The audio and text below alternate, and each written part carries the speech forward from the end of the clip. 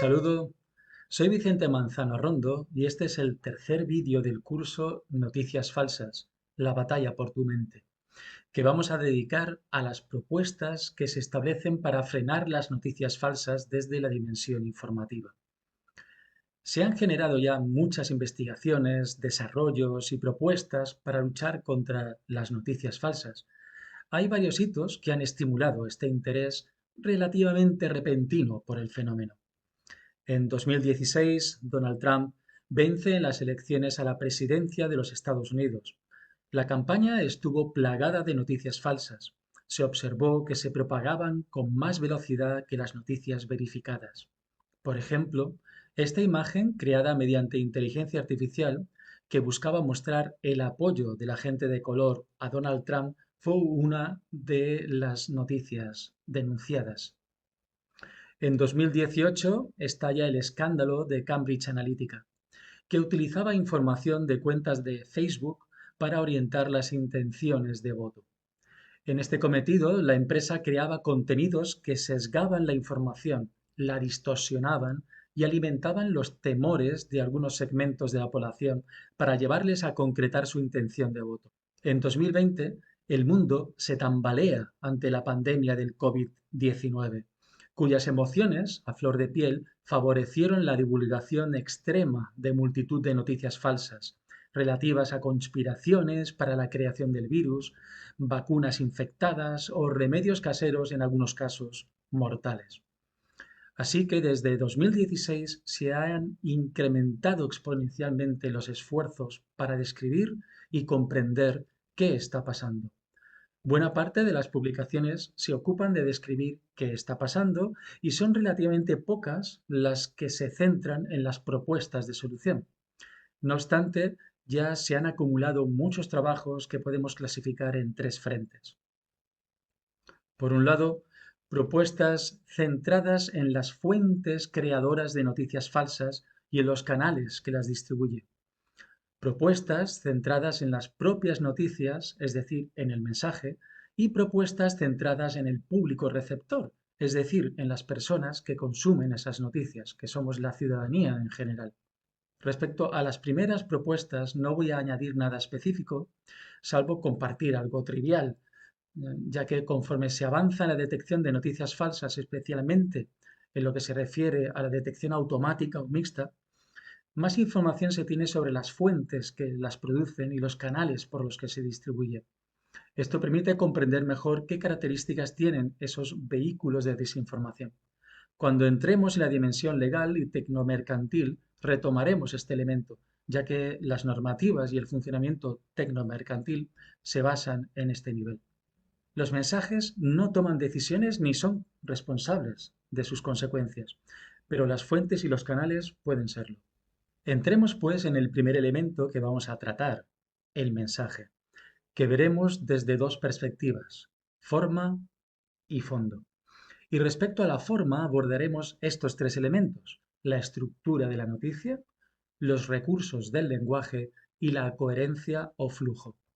Sobre la estructura de la noticia, las propuestas se centran en sistematizar cómo se estructuran noticias veraces y falsas, cómo las segundas imitan a las primeras o cómo identificar la falsedad en el modo en que se concretan los elementos de la estructura. No se trata solo de una descripción de elementos, sino también de la relación que cabría esperar entre ellos si la noticia fuera veraz, así como de las relaciones que se identifican cuando se sabe que la noticia se ha creado sin fundamento real. Los recursos del lenguaje constituyen el apartado más amplio.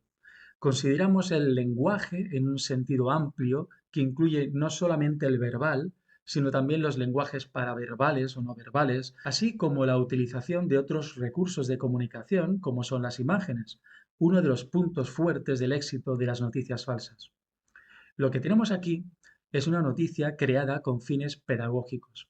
Lo primero que se percibe es una apariencia general de noticia o de anuncio, algo que sugiere hacer clic para saber más. Contiene una imagen llamativa y un titular que acumula deseos habituales. A ellos se añaden elementos que simulan la estructura de una noticia, comunicado o reclamos reales. Por un lado, el subtítulo, que concreta el asunto y que abunda en el atractivo, gracias al tiempo en que promete conseguir los sueños.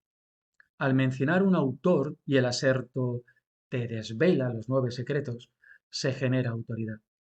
Los otros elementos, como los símbolos de redes y especialmente la autoría y la fecha, subrayan la apariencia de veracidad.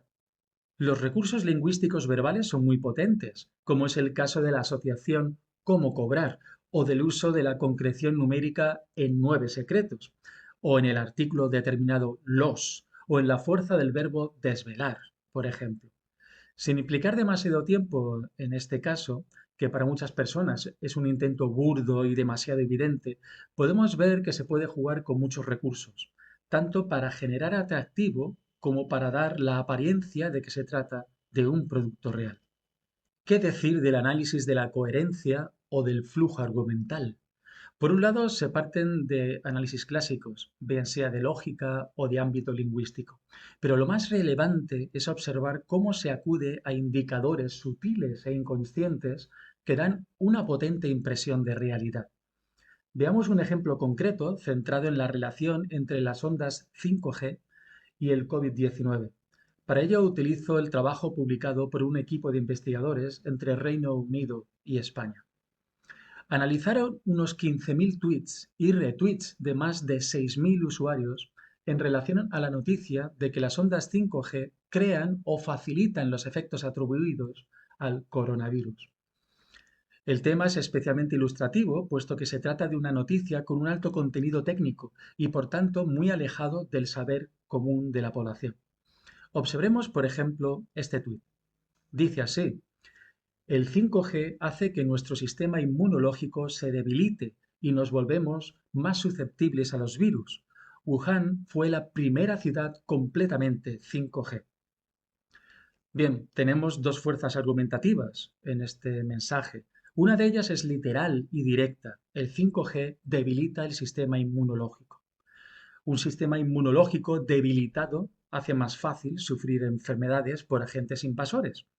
El agente invasor más temido es el coronavirus, así que 5G aumenta los estragos del COVID-19. Sin embargo, a pesar de que se ha demostrado el efecto nocivo de muchos tipos de radiación en la salud, algunos de ellos con altos niveles de mortalidad, no hay evidencias científicas de que el 5G debilita el sistema inmunológico, ni hay debate científico sobre ello.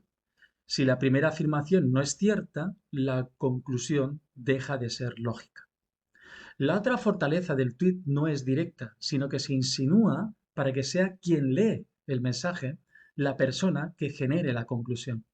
La argumentación es: el virus se generó en Wuhan. Wuhan fue la primera ciudad con un dominio del 5G. Luego, no debe ser una casualidad que el dominio del 5G y el origen del COVID-19 ocurran en el mismo lugar. Sin embargo, no solamente fue esta ciudad la primera en toda China con 5G, ya que fueron varias decenas las que comenzaron a instalarlo en todo el país. Y ocurrió en 2019, pero con baja cobertura, básicamente en zonas comerciales. Tengamos en cuenta también que esa tecnología 5G fue mucho más sobresaliente y empezó antes en Corea del Sur. Es decir, que Corea del Sur había iniciado la cobertura de 5G amplia antes que China. Y no podemos decir que Corea del Sur esté asociada con una alta incidencia de COVID-19. La fuerza de las afirmaciones de estas noticias están en dos pilares. Por un lado, la lógica aparente de sus argumentaciones y por otro, el aspecto técnico o científico que poseen, junto con un desconocimiento generalizado del tema en la población. Hemos entrado en la forma en cómo, mediante la estructura, los recursos lingüísticos y la argumentación, se pueden conseguir los efectos de veracidad. Abordemos ahora el fondo o el contenido en sí de los mensajes. Si las noticias o mensajes parecen ciertos, es fácil asumir el contenido que transmiten. Así pues, ¿qué se puede hacer al respecto? Veamos un par de ejemplos. He aquí uno sobre la vinculación de un político español, Pedro Sánchez, con un general franquista, Antonio Castejón. La asociación familiar es maliciosa porque ambos se ubican en posiciones ideológicas opuestas. Por supuesto, no hay ninguna relación familiar entre ambos. No obstante, incluso si hubiera algún nexo hereditario, no hay evidencias de que la ideología se transmita genéticamente. Fijémonos cómo trabaja esta noticia. Esta noticia falsa está dando por evidente algo. ¿Qué es eso que da por evidente y que permanece subterráneo? Tenemos evidencias de que esta persona es incoherente, ideológicamente incoherente, puesto que tiene un familiar que se posiciona en el otro polo ideológico, cosa que es mentira, y además lo ideológico se hereda, que no está explícito en el mensaje, sino que lo necesitamos inconscientemente para darle credibilidad. Esta noticia fue investigada por Maldita en su sección de Maldito Bulo y catalogada como tal, es decir, como bulo. He aquí el segundo, relacionado con la reciente catástrofe humanitaria en Valencia por la Dana. Se afirma que no hubo intervención climática, sino que la fuente del desastre fue la apertura de las compuertas de un embalse. Esta noticia fue analizada y catalogada como bulo por otra organización periodística, Neutral. Fijaos, el desastre puede ser el mismo. ¿Qué ocurre si fue la apertura de una compuerta? Bien, pues mis emociones negativas que se generan por las dimensiones de la catástrofe van orientadas hacia una acción humana y dan protagonismo a la fuente que ha sido capaz de desvelar la verdad. Cuando alguien divulga esta noticia, está presentándose ante el público como una persona de una especial valía, porque ha sido capaz de mostrar qué es lo que está ocurriendo de verdad en contra de la abundancia de mentiras que constituye el resto de noticias, sean veraces o no. Bien, en ambos casos se acude a la fuerza de la imagen como un pilar probatorio, añadiendo asociaciones sin ningún fundamento. En torno a la imagen se añaden elementos que de algún modo ya hemos abordado. Cuando lleguemos a la dimensión psicológica, uno de los aspectos relevantes será aprender qué ocurre con el procesamiento cognitivo de las imágenes, porque ello fundamenta la sensación de veracidad que ofrecen. Hemos abordado qué propuestas se están manejando para descubrir las noticias falsas desde el análisis del mensaje. Pero ¿quiénes las llevan a cabo? ¿Quiénes están detrás? ¿Nos resulta accesible para el común de los mortales? Existen muchas organizaciones, tanto sin ánimo de lucro como empresas, que realizan servicios de análisis. Ambas hacen su trabajo principalmente mediante páginas web, aunque algunas cuentan con una versión de aplicación de teléfono móvil o celular. He aquí algunas de estas organizaciones, que he separado en entidades estadounidenses y de habla hispana. Es comprensible que los sistemas de alerta saltaran inicialmente en Estados Unidos, debido especialmente a los mencionados hitos de las elecciones presidenciales de 2016 y del escándalo de Cambridge Analytica en 2018. Algunas organizaciones estadounidenses también ofrecen recursos en español. Ya hemos utilizado algún ejemplo de Maldita y de Neutral. Vemos ahora un ejemplo de Verificado, que intenta formar sobre uno de los motivos de bulos en México. En su sección Explicado, la organización ofrece explicaciones basadas en evidencias sobre temas de los que surgen noticias falsas. Todas estas organizaciones tienen algo en común. No se ocupan solo de identificar qué es verdadero y qué es falso, sino de investigarlo, dar detalles y ofrecer explicaciones. Hacen análisis orientados a que el gran público no solo sepa algo sobre una noticia en concreto, sino que adquiera competencias de análisis mediante las descripciones e investigaciones que llevan a cabo. En el epígrafe de otros recursos, contamos con las funciones que llevan a cabo las empresas del sector de las redes sociales. Todas hacen algo de algún modo, bien sea contando con sus propios recursos o facilitando que grupos ciudadanos cumplan con ese objetivo. Aquí tenemos algunos ejemplos. Un denominador común a todos ellos es que lo que hacen resulta comparativamente muy poco respecto a los gigantescos recursos de los que disponen. Es importante tener en cuenta que la esperanza no puede situarse en las mismas organizaciones que obtienen sus beneficios especialmente del uso masivo e incluso adictivo de sus redes. Ya hemos mencionado que las noticias falsas corren más rápido y protagonizan más reenvíos y uso de la web. Acabar con ellas no sería un buen negocio. A pesar de ello, bien sea por ética, por presión legal o por imagen, podemos ver que todas facilitan algo de algún modo. Existen algunos recursos realmente interesantes que están disponibles para el gran público. Por ejemplo, uno de estos instrumentos es Invid, que cambia su nombre a WeVerify. Puede instalarse como una extensión de Chrome y ofrece muchas herramientas para analizar una imagen, desde su origen, su posible manipulación, otras ubicaciones donde se ha utilizado, etc. Nos ocupamos ahora de saber cómo las organizaciones llevan a cabo estas labores de análisis y en qué medida las personas no especialistas podemos tener acceso a ello. Hemos visto algunos ejemplos de bulos y de páginas web que los analizan. Y en sus inicios, y todavía con cierto protagonismo, el análisis se lleva a cabo por humanos. Hablamos de personas con formación, experiencia y olfato de investigación, que reciben o encuentran noticias, que las analizan, que las investigan, describen y catalogan. En estos momentos vivimos una explosión de trabajos que buscan identificar noticias falsas de forma automática, mediante inteligencia artificial y áreas afines. En ello distinguimos la fase de desarrollo de los modelos respecto a la fase de aplicación. En la de desarrollo, el proceso sigue un patrón habitual, que consiste en lo siguiente: coleccionar materiales, preferentemente públicos, es decir, de páginas web accesibles. Es necesario contar con noticias falsas y noticias veraces que se puedan categorizar sin problemas.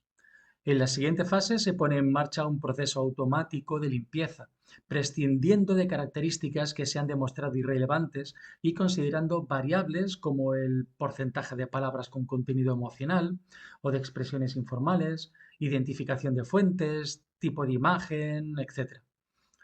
Una vez que se cuenta con abundante material, este se ofrece a diversos algoritmos que clasifican las noticias en veraces o falsas según sus valores en las características contempladas y en las relaciones entre ellas. Según el nivel de éxito de los algoritmos, se procede a seleccionar los que dan mejores resultados y se prueba la combinación de ellos. De tal forma que finalmente se cuenta con un motor de análisis automático que parece funcionar bien en la práctica. En la fase de aplicación, el motor se pone en funcionamiento mediante navegación indiferenciada por la web, o bien analizando páginas o noticias seleccionadas. Se procede entonces al análisis que lleva a un diagnóstico, y el proceso sigue, o bien se somete a inspección al resultado para mejorar los procedimientos. Aunque hay muchos humanos en el proceso, como es natural, la motivación es conseguir el máximo nivel de automatización. Esto es necesario porque hablamos de una cantidad ingente de información en la web, lo que hace inviable un análisis que descanse solo sobre el trabajo de personas. En estos momentos, el modelo que se apoya es el de combinación de recursos humanos con algoritmos de IA, trabajando ambos sobre bases de conocimiento de calidad demostradas. Como he indicado, es el ámbito protagonista en estos momentos para la lucha contra las noticias falsas. Todo lo que hemos visto y lo que vamos a ver, digamos que está ya oculto en un segundo plano respecto a la cantidad de energías de trabajo, de esfuerzo y de investigación que se está poniendo en la detección automática. Por último, nos vamos a ocupar de las propuestas que se están llevando a cabo para trabajar con el público receptor, es decir, con la población en general, con el objetivo de reducir su vulnerabilidad. Antes de entrar en las propuestas, es importante tener en cuenta cuál es el modelo de persona que se tiene en mente cuando se diseñan actuaciones. Poco más o menos. Se tiene en mente a un individuo, no a un grupo humano.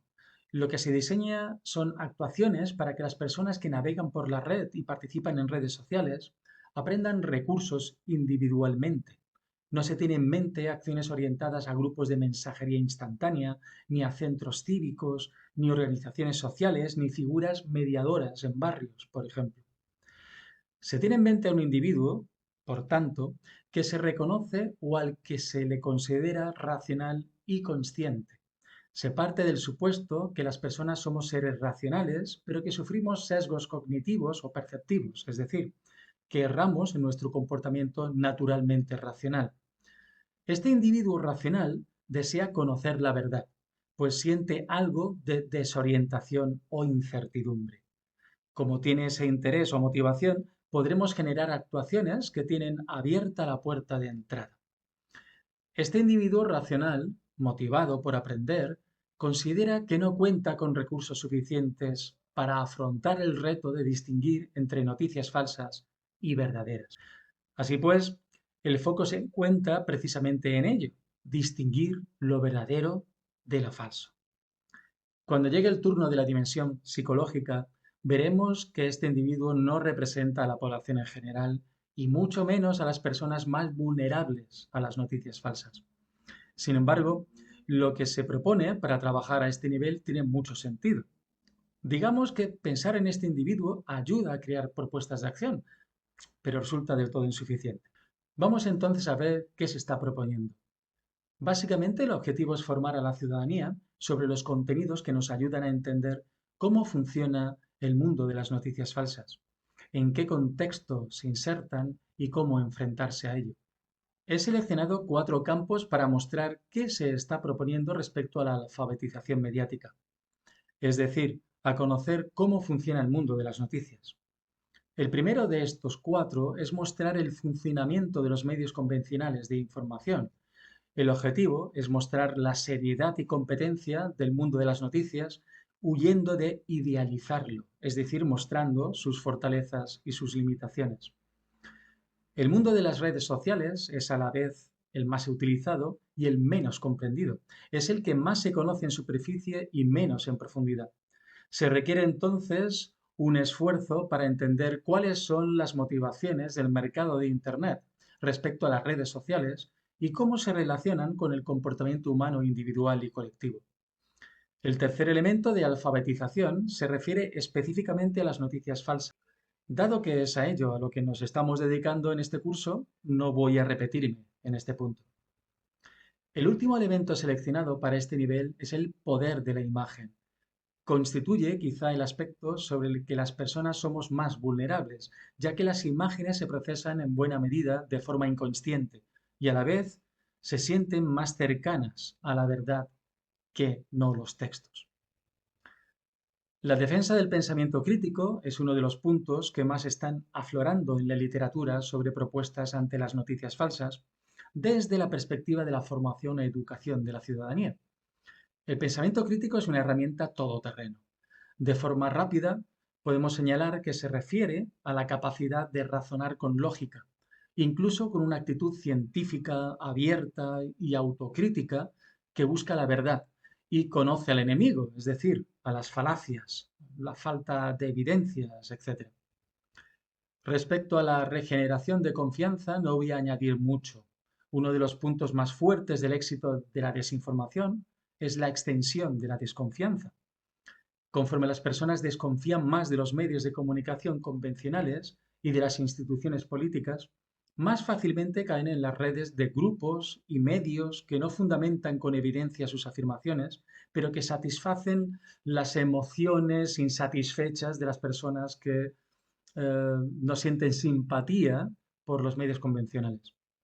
No es cuestión de construir una ciudadanía crédula, sino una población con una actitud de confianza crítica, que no cree cualquier cosa, pero que no ha entrado en el relativismo o en el nihilismo informativo. El último aspecto que vamos a abordar es la llamada la ética del comportamiento individual, que puede ser concebida también como la responsabilidad de cada cual en la dimensión informativa. Ello implica conocer cuáles son las posibles consecuencias que se derivan de nuestro comportamiento en las redes, al pulsar un me gusta, al reenviar un mensaje, etc. Implica también alimentar un comportamiento que está comprometido con la verdad. Si una noticia es irrelevante para nuestra cotidianidad, basta con no atenderla, no tenerla en cuenta. Pero si es importante, hay que mantener una actitud crítica y exigente, no aceptando nada que no supere nuestra mirada formada o fundamentada. La responsabilidad implica también afectar al grupo, no aceptar comportamientos de otros miembros que son irrespetuosos con las evidencias o que alimenten prejuicios o impactos emocionales fáciles. Y muy al contrario, influir en hábitos informativos no tóxicos. Por último, la responsabilidad implica preocuparse por contar con herramientas para enfrentarse a situaciones emocionales típicas del mundo de las noticias falsas, lo que conlleva, por ejemplo, la gestión de conflictos o el respeto a la diversidad de opiniones, entre otros aspectos. Muy bien, y hasta aquí esta sesión sobre propuestas de actuación frente a las noticias falsas, desde la dimensión informativa. Ha sido algo denso, ¿verdad? Bien, nos vemos en la siguiente unidad, donde abordaremos los aspectos legales, los relativos al derecho. Nos vemos entonces.